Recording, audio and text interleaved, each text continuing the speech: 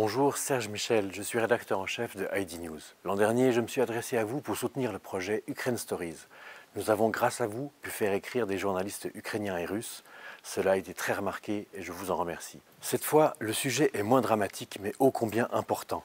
Vous l'avez d'ailleurs choisi parmi nos 3 propositions.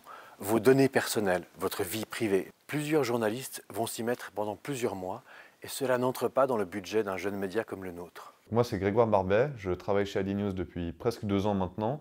Je suis spécialisé dans toutes les questions numériques.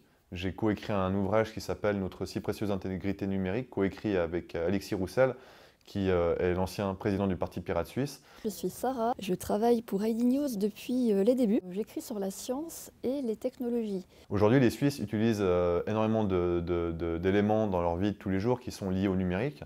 La carte Cumulus, aujourd'hui, c'est un élément où il y a une acquisition de données qui est très importante. Ça donne énormément d'informations sur les habitudes des gens. On achète à manger, on achète des consommables avec la carte Cumulus, on obtient des points en échange, mais aussi on donne des informations à une entreprise. Ces données personnelles, on n'y pense pas, on laisse des traces un petit peu partout derrière nous.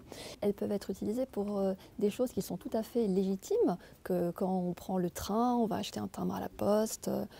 Mais derrière, on ne pense pas forcément qu'il y a toute une jungle économique derrière, des sociétés qui vont se revendre les données, ces courtiers de données, ces data brokers, même en Suisse. Et du coup, on pense donc qu'il y a un véritable intérêt citoyen à comprendre un petit peu qu'est-ce qu'on fait de nos données. Comment cette entreprise les utilise? Je pense que c'est très important pour les citoyens de savoir, de comprendre ce qui se passe derrière les ordinateurs, pas simplement de leur entendre dire que ces données sont bien utilisées, probablement qu'elles le sont, mais comprendre en fait, voir qu'est-ce qui se passe derrière la machine. Ça, je pense que c'est un besoin légitime à la fois des citoyens, mais aussi dans l'intérêt de construire une forme de confiance numérique qui manque beaucoup aujourd'hui parce que toutes ces choses, toutes ces décisions sont prises dans des salles qui ne sont pas accessibles au public et ça manque. Cette transparence, elle est nécessaire et je pense que c'est un des objectifs qu'on peut se fixer raisonnablement, c'est d'obtenir des réponses en fait. Nous avons besoin de votre soutien pour pousser des portes qui ne vont pas s'ouvrir toutes seules. On vous promet d'y mettre toute l'énergie possible avec la ténacité qui nous caractérise. Merci d'avance et à votre disposition pour toute question que vous pourriez avoir.